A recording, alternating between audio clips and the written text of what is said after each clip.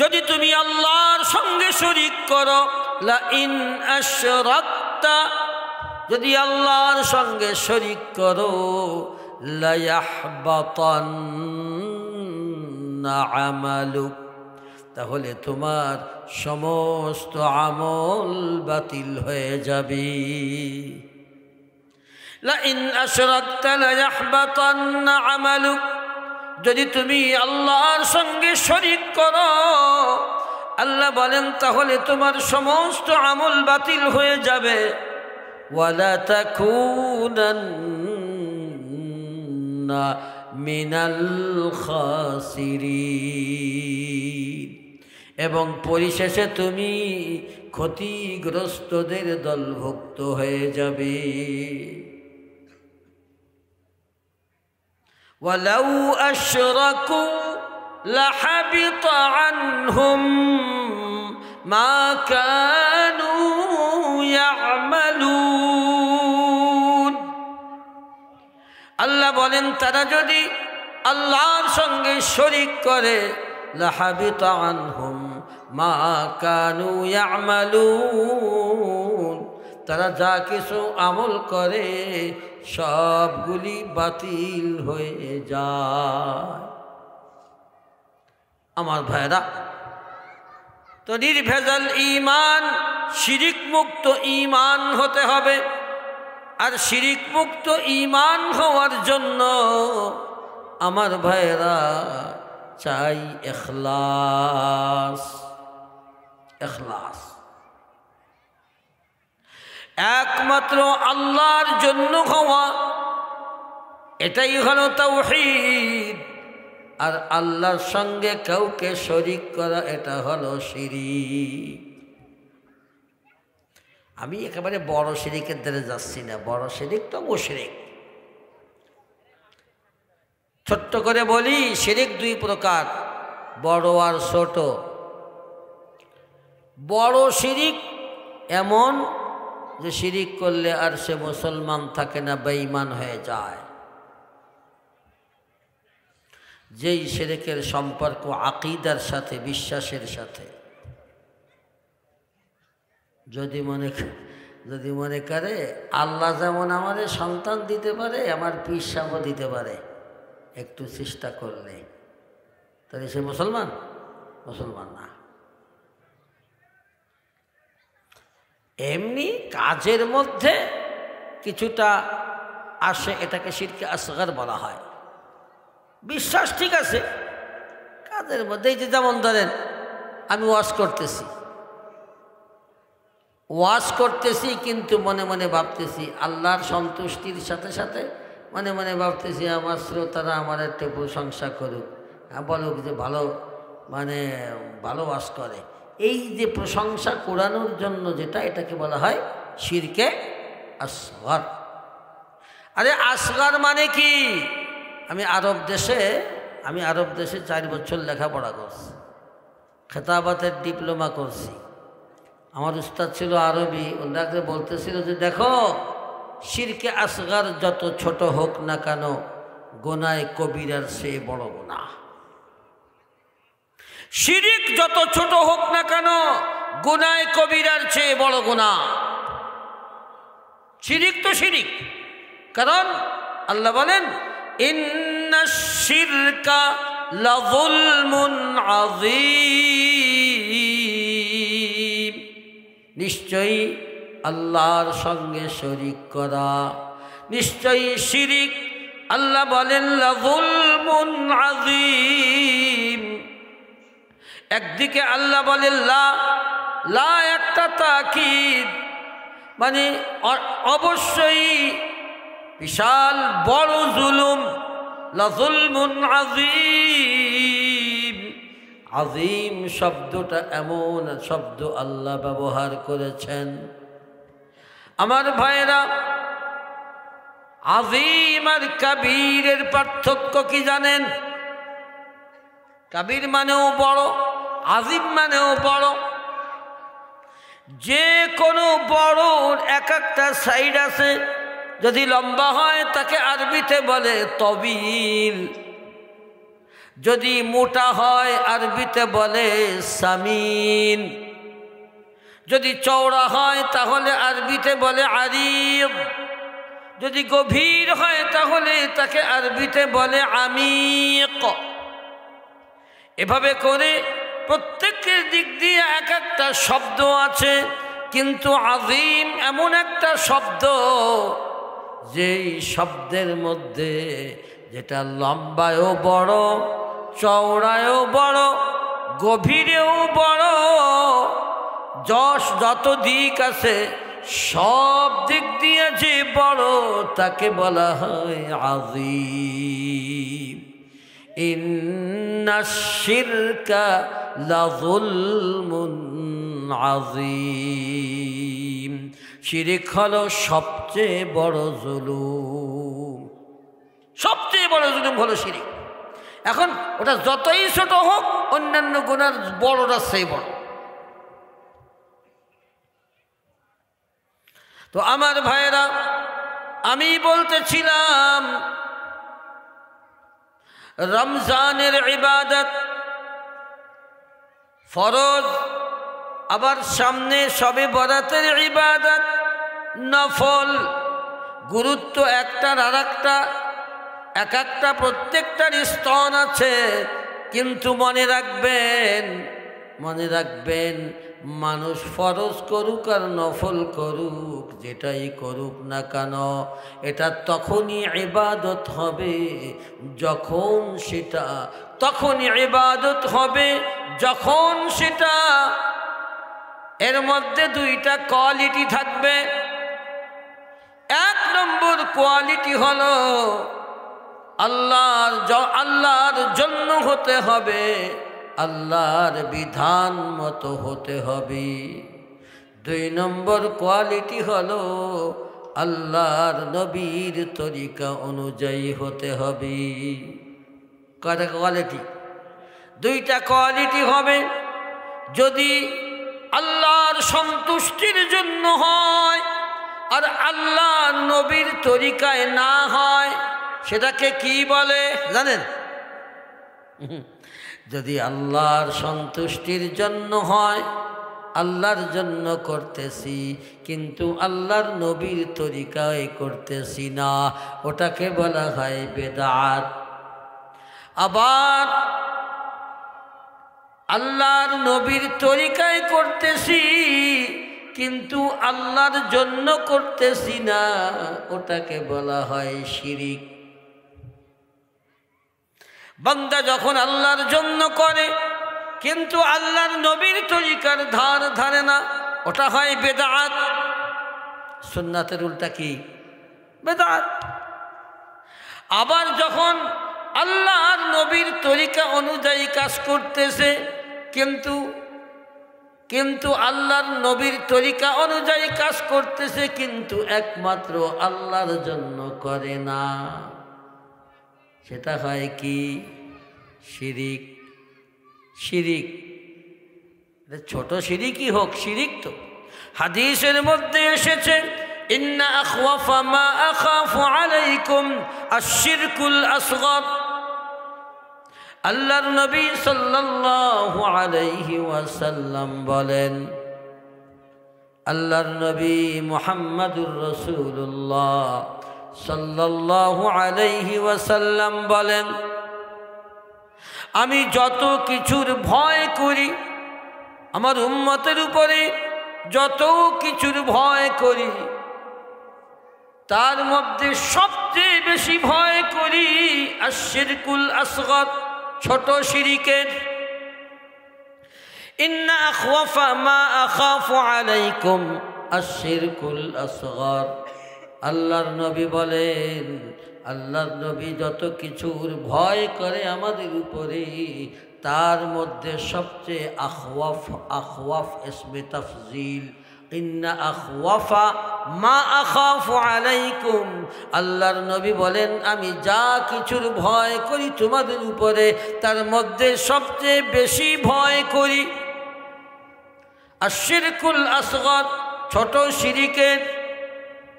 সাহাবায়ে কেরাম জিজ্ঞাসা করলেন, হুজুর ছোট শিরিক কাকে বলে? ক্বালু ওয়া মাশশিরকুল আসগর ইয়া রাসূলুল্লাহ। হুজুর ছোট ছোট শিরিক কাকে বলে? এবার আল্লাহর নবী বলে দিলেন আর রিয়া, লোক দেখানো ইবাদত। লোক দেখানো ইবাদত। আমার ভাইরা, লোক দেখানো ইবাদত, এটাকে ছোট করে দেখেন না। আমাদের এই বক্তাকে মধ্যে কয়জন যে আছে আল্লাহর জন্য ওয়াজ করে আল্লাহই ভালো জানে। ইখলাসের বড় অভাব, ইখলাসের বড় অভাব। হ্যাঁ, ইখলাস কারে কয় জানেন? আল্লাহ তাআলা কোরআনের একটা আয়াতের মধ্যে বলে দিয়েছেন ইখলাস কাকে বলে। আল্লাহ বলেন ওয়ায়ুতঈমুনা আত-তাআমা আলা হুব্বিহি মিসকিনান ওয়া ইয়াতীমান ওয়া আসীরা ইন্নামা নুতঈমুকুম লিওয়াজহিল্লাহ লা নুরিদু মিনকুম জাযাআন ওয়ালা শুকুরা।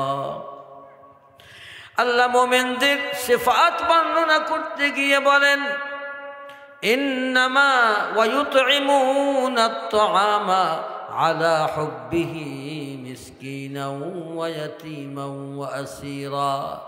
তারা মোমেন, তারা খানা খাওয়ায়, তাদের খানার প্রতি নিজেদের প্রয়োজন থাকা সত্ত্বেও তারা খানা খাওয়ায় ইতিমদেরকে, মিসকিনদেরকে। ওয়ায়ুতঈমুনা আত-তাআমা আলা হুব্বিহি মিসকিনান ওয়া ইয়াতীমা ওয়া আসীরা, কয়েদিদেরকে খানা খাওয়ায়। আর তারা বলে ইন্নামা নুতঈমুকুম লিওয়াজহিল্লাহ, আমরা তোমাদেরকে খানা খাওয়াই একমাত্র আল্লাহর জন্য। লিওয়াজহিল্লাহ, আল্লাহর জন্য। লা নুরিদু মিনকুম জাযাআন ওয়ালা শুকুরা, আল্লাহর সন্তুষ্টির জন্য আমরা তোমাদেরকে খানা খাওয়াই। আল্লাহর সন্তুষ্টির জন্য মানে কি? তার ব্যাখ্যা আল্লাহ নিজেই পরে করেন লা নুরিদু মিনকুম জাযাআন ওয়ালা শুকুরা। তার মানে হলো তোমাদের কাছে আমরা কোনো প্রতিদানও চাই না, আর তোমাদের কাছে কোনো ধন্যবাদও চাই না, বাহবাও চাই না, প্রতিদানও চাই না।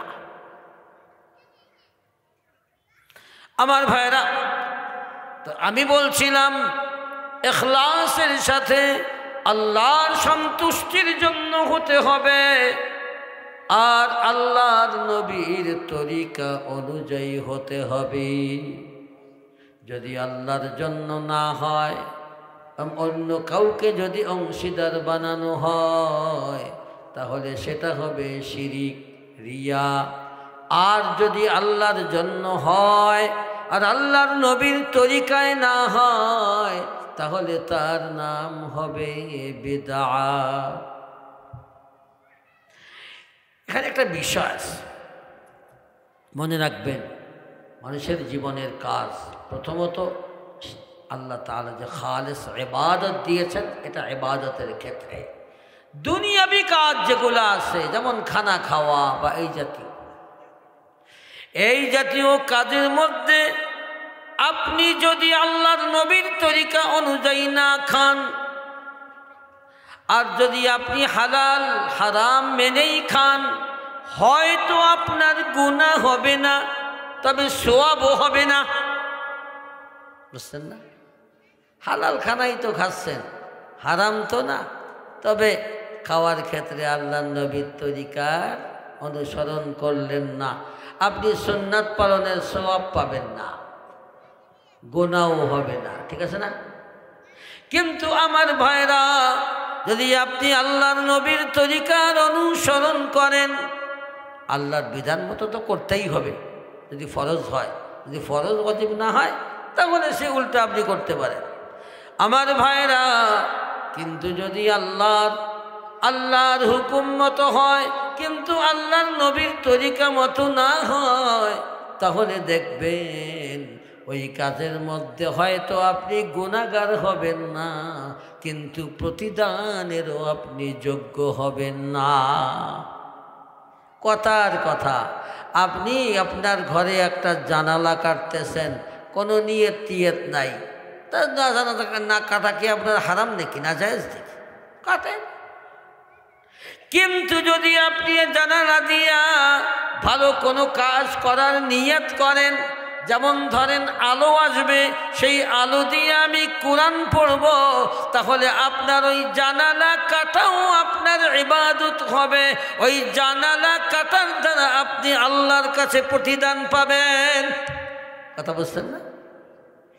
আমি ওই সাইডে যাচ্ছি না, এখন আসেন আমার ভাইরা।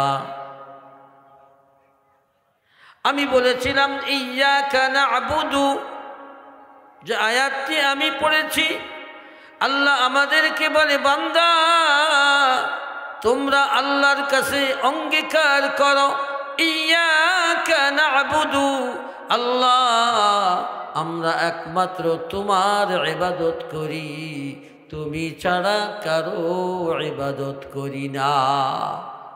আগে তর্জমাটা বুঝবেন। যদি কেউ তর্জমা করে আমরা আল্লাহর ইবাদত করি, তাহলে তর্জমা হয় নাই। তর্জমা হবে না'বুদুকা ওয়া লা না'বুদু গায়রাক, আল্লাহ আমরা একমাত্র তোমার ইবাদত করি, তুমি ছাড়া কারো ইবাদত আমরা করি না। আমার ভাইরা, আল্লাহ ছাড়া কারো ইবাদত করা কি জায়েজ আছে নাকি খালি হারাম? আমার ভাইরা, আল্লাহ একটা আয়াতের মধ্যে বলেই দিয়েছেন, ওয়ামা খালাকতুল জিন্না ওয়াল ইনসা ইল্লা লিয়াবুদুন, আমি মানুষ এবং জিনকে একমাত্র শুধুমাত্র আমি আল্লাহর দাসত্ব, আমি আল্লাহর গোলামি করার জন্য সৃষ্টি করেছি। এখানে আমি যদি আয়াতগুলি শব্দগুলির ব্যাখ্যা করি, এত কিছু দরকার নাই, তারপরেও সামান্য দেখেন আল্লাহ তাআলা এই কথা বলেছেন, ওয়ামা খালাকতুল জিন্না, মা খালাকতুল জিন্না, আমি জিন এবং ইনসানকে সৃষ্টি করি নাই, ইল্লা কিন্তু লিয়াবুদুন আই লিইবাদাতি, আমার ইবাদতের জন্য। আল্লাহ কথাটা এভাবে বললেন কেন? আমি সৃষ্টি করি নাই কিন্তু আমার ইবাদতের জন্য।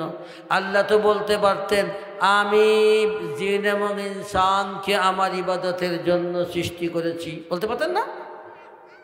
খালাকতুল জিন্না ওয়াল ইনসা লিইবাদাতি, এখানে তো বলতে পারতেন, আল্লাহ সহজ হয়ে যেত আরো, আমি জিন এবং ইনসানকে আমার ইবাদতের জন্য সৃষ্টি করেছি। কিন্তু আল্লাহ ওটা বলেন নাই। কারণটা কি জানেন?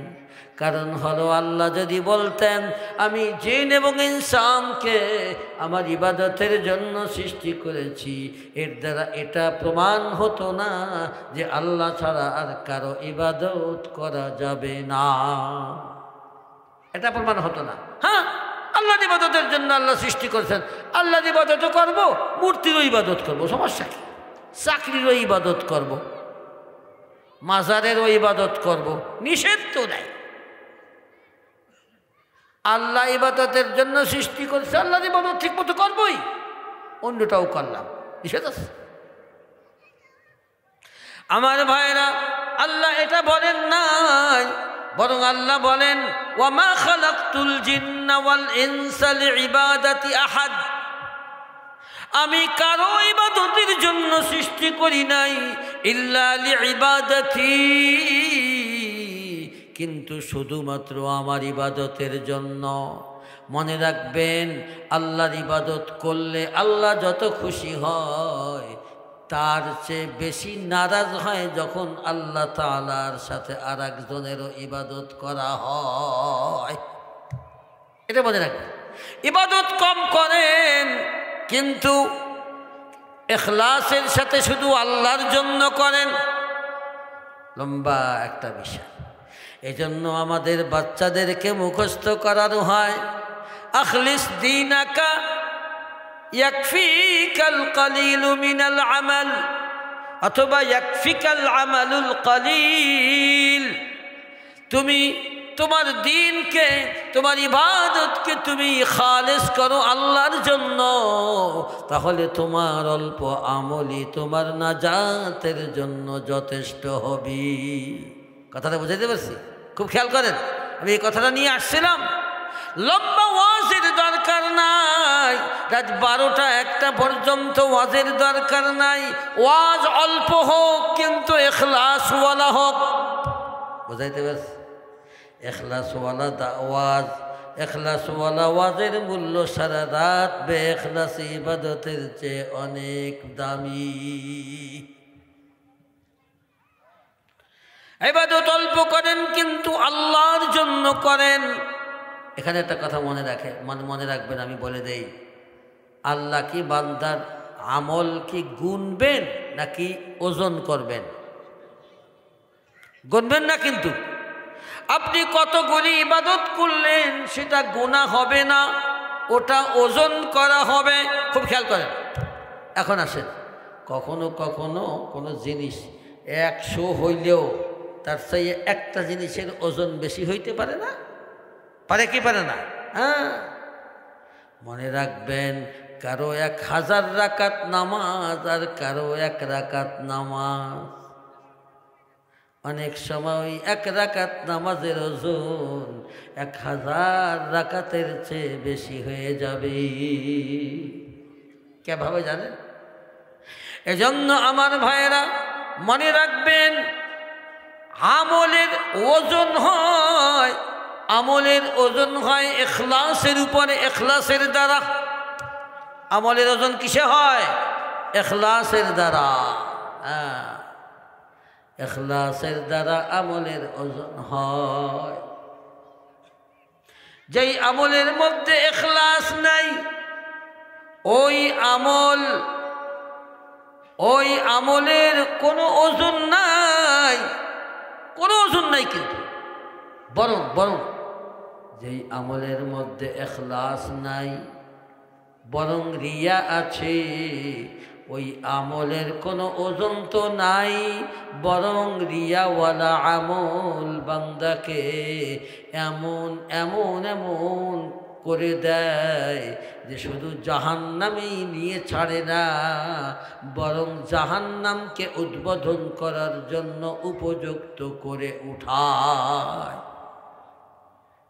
জাহান্নামকে উদ্বোধন করবে 3 ব্যক্তিকে দিয়ে। 3 ব্যক্তির মূল কারণ ছিল ভালো ভালো কাজে আমল করনেওয়ালা, কিন্তু সমস্যা ওই এক জায়গা, ইখলাস ছিল না। ওই হাদিস বলতে গেলে অনেক সময় লেগে যাবে। মনে রাখবেন, শহীদ এত দামি, ওকে দিয়ে সর্বপ্রথম জাহান্নামকে উদ্বোধন করা হবে। আলেম সাহেব, কারি সাহেবকে দিয়া মানে জাহান্নামকে উদ্বোধন করা হবে, দানশীলকে দিয়া জাহান্নামকে উদ্বোধন করা হবে। কারণটা কি জানেন? এই সব আমলগুলো আল্লাহর কাছে অতি অতি অতি প্রিয়, কিন্তু বান্দা এত প্রিয় আমলের মধ্যেও আল্লাহর সঙ্গে অন্য আর একজনকে শরীক বানায় ফেলাইছে। এজন্য আল্লাহ কয়, ও শহীদ, তুমি আমারে খুশি করার জন্য জিহাদ করো নাই, নিজেরে শহীদ করো নাই। তুমি জিহাদের জন্য করেছিলে যে তোমাকে মানুষ বাহাদুর বলবে, আর দুনিয়াতে তো বাহাদুর বলাই হয়ে গেছে। সাহেবকে বলা হবে, তুমি এলমে দ্বীন এজন্য শেখো নাই যে তুমি আল্লাহকে সন্তুষ্ট করবে। বক্তা, তুমি এজন্য ওয়াজ করো নাই যে তুমি আল্লাহকে খুশি করবে, বরং তুমি ওয়াজ এজন্য করেছিলে যে তোমাকে মানুষ বড় বক্তা বলবে। এভাবে করে এক এক করে আল্লাহ বলবেন, আর যার জন্য তুমি দুনিয়াতে করেছিলে তা তো তুমি দুনিয়াতে পেয়ে গেছো, আমার কাছে কোনো কিছু পাওনা নাই। এরপরে হাদিসে এসেছে আল্লাহর পক্ষ থেকে জাহান্নামের আদেশ দেওয়া হবে, তাকে উপর করে টানতে টানতে টানতে টানতে তাকে জাহান্নামের মধ্যে নিক্ষেপ করা হবে। আমার ভাইরা, আমি বলতে চেয়েছিলাম আল্লাহর ইবাদতের মধ্যে সবচেয়ে জরুরি জিনিস হলো ইখলাস। এজন্য মনে রাখবেন ইবাদত কাকে বলে একটু খেয়াল করেন আমার ভাইরা। ইয়্যাকা না'বুদু ওয়া ইয়্যাকা নাস্তাঈন, আমরা বলি আল্লাহ তুমি ছাড়া কারো ইবাদত করি না। আল্লাহ তো আমাদেরকে একমাত্র আল্লাহর ইবাদতের জন্য সৃষ্টি করেছেন। ইবাদত কাকে বলে? কিতাবে লেখে আল ইবাদাতু হিয়া ইসমুন জামিউন লিকুল্লি মা ইউহিব্বুহু আল্লাহু ওয়া ইয়ারদাহু মিনাল আকওয়াল ওয়াল আফআল আয-যাহিরাতি ওয়াল বাতিনাহ। খেয়াল করেন ইবাদত কাকে বলে। আমি আরবিতে যে সংজ্ঞাটা এসেছে এটা বললাম, বাংলা তর্জমাটা 2-3 বার বলবো যাতে করে আপনারা মুখস্থ করে নিতে পারেন। আল ইবাদাতু হিয়া ইসমুন জামিউন লিকুল্লি মা ইউহিব্বুহু আল্লাহু ওয়া ইয়ারদাহু মিনাল আকওয়ালি ওয়াল আফআলি আয-যাহিরাতি ওয়াল বাতিনাহ। ইবাদত প্রত্যেকই কথা বা কাজকে ইবাদত বলে। আচ্ছা, মানুষের জীবনে যা কিছু ঘটে ওটা নিশ্চয়ই হয়তো কথা হবে, না হয় কাজ হবে, এছাড়া আর কিছু আছে? হয়তো কাজ হবে, না হয় কথা হবে। এই জন্য সব কিছুকে দুইটার মধ্যে আনা হয়েছে। প্রত্যেকই কথা বা কাজকে ইবাদত বলে। যেই কথা বা কাজ আল্লাহ পছন্দ করে, লিকুল্লি মা ইউহিব্বুহুল্লাহ, যেটা আল্লাহ পছন্দ করেন, ওয়া ইয়ারদাহ, এবং যাতে আল্লাহ খুশি হন, এমন কথা এমন কাজ যেটা আল্লাহ পছন্দ করেন, আল্লাহ যাতে খুশি হন। মনে রাখবেন আমার ভাইরা, যদি আমি এক এক করে বলি আপনি ঘুমাবেন, এখন যাই তো ঘুমাবেন, তাই না? ঘুমাবেন, ঘুম যদি এমন হয় যে আল্লাহ খুশি হন, আল্লাহ রাজি হন, তাহলে আপনার ঘুম হবে ইবাদত। আপনি ঘুম থেকে জাগবেন, আপনার জাগা যদি এমন হয় যে আল্লাহ খুশি হন, আল্লাহ তাতে সন্তুষ্ট হন, তাহলে আপনার জাগা হবে ইবাদত। আপনি ঘর থেকে বের হবেন, আপনি বাথরুমে যাবেন, বাথরুম থেকে বের হবেন, আপনি ঘর থেকে বের হবেন, আপনি কাজে যাবেন, চাকরিতে যাবেন, দোকানদারিতে যাবেন, ব্যবসা বাণিজ্য করবেন, জমি জমা করবেন, মোট কথা বিবাহ শাদী করবেন, বাজারে যাবেন, সদাই করবেন, আপনার জীবনে যা কিছু করবেন প্রত্যেকটা কাজ যদি এমন হয় যে আল্লাহ যেটা পছন্দ করে আর আল্লাহ তাতে খুশি হয়, তাহলে আপনার জীবনের প্রত্যেকটা কাজ হবে ইবাদত। ঘুমানো হবে ইবাদত আমার ভাইরা, খাওয়া হবে ইবাদত, সমাজ নামাজ করা ইবাদত, জমি জমা করা ইবাদত, ব্যবসা বাণিজ্য করা ইবাদত, চাকরি বাকরি করা ইবাদত, খানা খাওয়া ইবাদত, বিবাহ শাদী করা ইবাদত, ছেলে মেয়ে লালন পালন করা ইবাদত, সমাজ নামাজ করা ইবাদত, রাজনীতি করা ইবাদত, মেম্বারি করা ইবাদত, চেয়ারম্যানি করা ইবাদত, এমপি গিরি করা ইবাদত, মানুষের নেতৃত্ব দেওয়া ইবাদত। মোট কথা মানুষের জীবনে যা কিছু করেন না কেন ওটা হবে ইবাদত, কিন্তু শর্ত হলো ওটা যদি হয় এমন যাতে আল্লাহ সন্তুষ্ট হন এবং আল্লাহ খুশি হন, আল্লাহ পছন্দ করেন এবং আল্লাহ খুশি হন। বিষয়টা যদি এমন হয় তখন সেটা হবে ইবাদত। বুঝতে পারছেন? এখন বিষয়টা হলো যে হুজুর কেমন হলে আল্লাহ পছন্দ করেন, কেমন হলে আল্লাহ খুশি হন তা তো জানি না। এই তো আমার ভাইরা, আমি ওটাই বলে দিচ্ছি। আল্লাহ বলে কুল ইন কুনতুম তুহিব্বুনাল্লাহ, হে নবী আপনি আপনার উম্মতদেরকে বলে দিন, কুল ইন কুনতুম তুহিব্বুনাল্লাহ, হে নবী আপনি আপনার উম্মতদেরকে বলে দিন যদি তোমরা আল্লাহকে ভালোবাসতে চাও। খুব লক্ষণীয় একটা বিষয়, যদি তোমরা আল্লাহকে ভালোবাসতে চাও। আল্লাহকে আমরা ভালোবাসতে চাই না কে কে? সবাই চাই, তাই না? তাইলে যদি তোমরা আল্লাহকে ভালোবাসতে চাও, এবার জিজ্ঞাসা হলো বলেন তো ভালোবাসা মানে কি? ভালোবাসতে তো চাই, ভালোবাসা মানে কি তা তো জানি না। বিষয়টা এরকমই। ভালোবাসা কাকে বলে? ফাইন্নাল মুহিব্বা লিমান ইউহিব্বু মুতিউ। খেয়াল করেন, ফাইন্নাল মুহিব্বা লিমান ইউহিব্বু মুতিউ। কবি বলেন ভালোবাসা হলো যে যাকে ভালোবাসে সে তার কথা মেনে চলে, তাই না? যে যাকে ভালোবাসে সে তার কথা মেনে চলে। আমি আল্লাহকে ভালোবাসতে চাই, আল্লাহর কথা মানতে চাই না, এটা কি আল্লাহকে ভালোবাসা হলো নাকি? আল্লাহকে ভালোবাসতে চাবো আর আল্লাহর হুকুম মানতে চাইব না। আল্লাহকে ভালোবাসতে চাইব, আল্লাহর নিষেধ থেকে বাঁচতে চাইব না। এই আপনার যে কোনো একটাই আপনি মিথ্যাবাদী, ঠিক না? হয়তো আপনি ভালোবাসতে চান এই কথায় মিথ্যাবাদী, না হলে আপনি যে আল্লাহর আদেশ নিষেধ মানতে চান না এটাই আপনি মিথ্যাবাদী।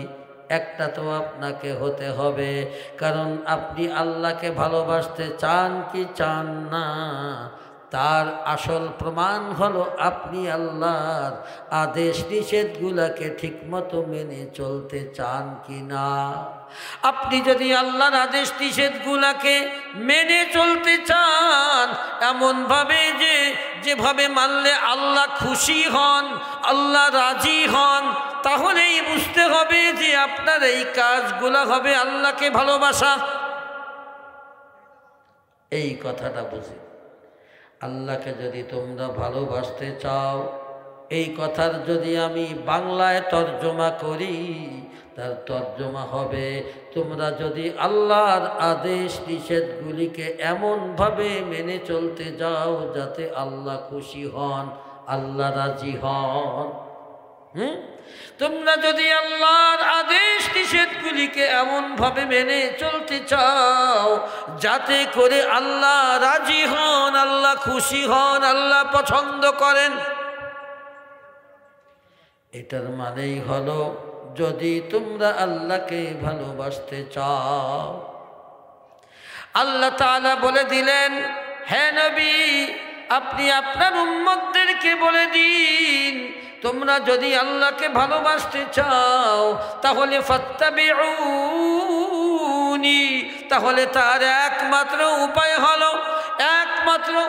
হলো আমি মুহাম্মাদুর রাসূলুল্লাহ সাল্লাল্লাহু আলাইহি ওয়াসাল্লামের তরিকার অনুসরণ করো।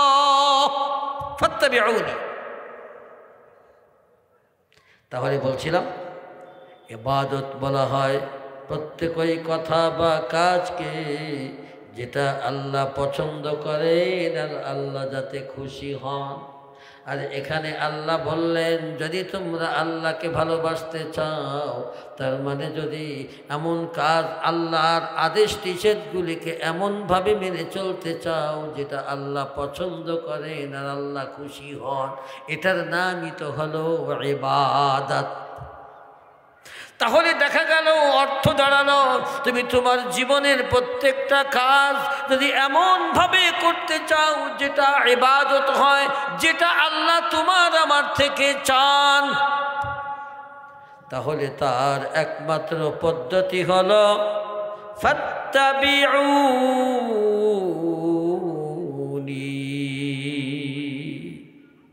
হে মুহাম্মদ সাল্লাল্লাহু আলাইহি ওয়াসাল্লাম, আপনি আপনার উম্মতদেরকে বলে দিন, তাহলে একমাত্র উপায় হলো আমি মুহাম্মাদুর রাসূলুল্লাহ সাল্লাল্লাহু আলাইহি ওয়াসাল্লামের অনুসরণ করো।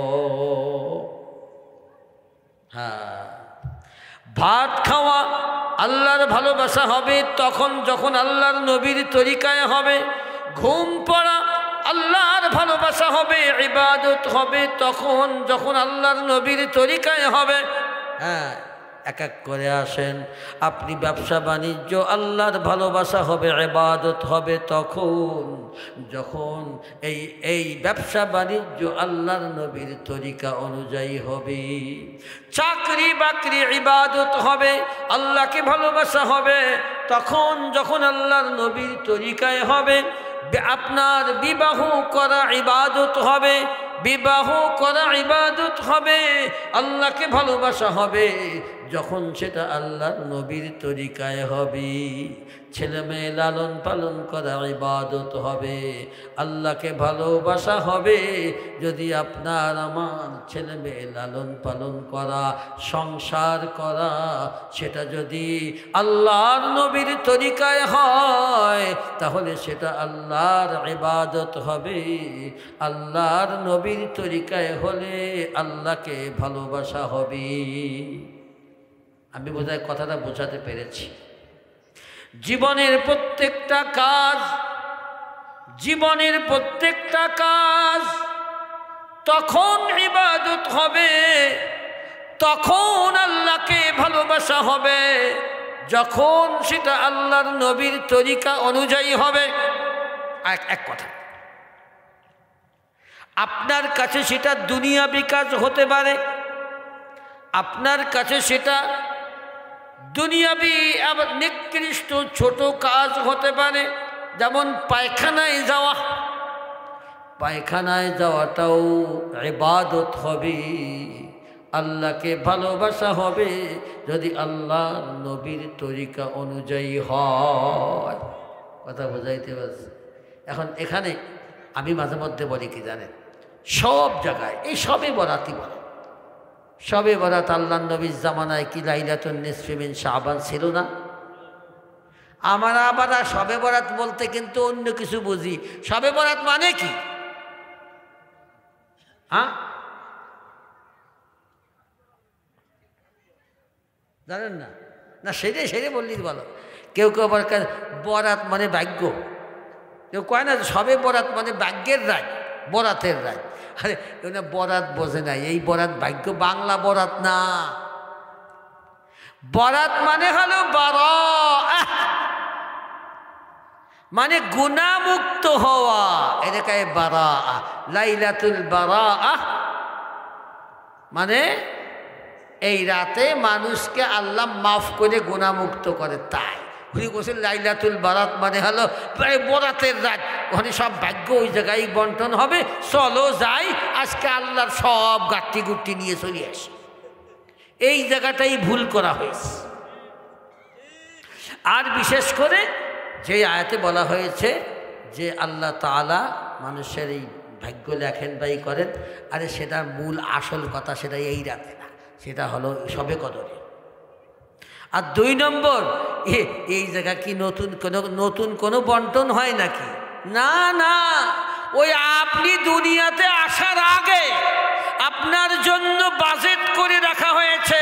ওই বাজেট করা সামান সামান থেকে, বাজেট করা সামান থেকে বছরে বছরে দেওয়া হয়, এই বছর তুমি কর্টন খাবা। কথা ও বৃষ্টি আসতেছে, আমি কিন্তু ঠিক পাইনি। আল্লাহ পাক, আমরা আলোচনা আমার আগেই হয়ে গেছে। আল্লাহ পাক যেই কথাগুলি আলোচনা করা হলো, কথাগুলির বুঝ আমাদের অন্তরে পয়দা করে দেন, কথাগুলির চাহিদা অনুযায়ী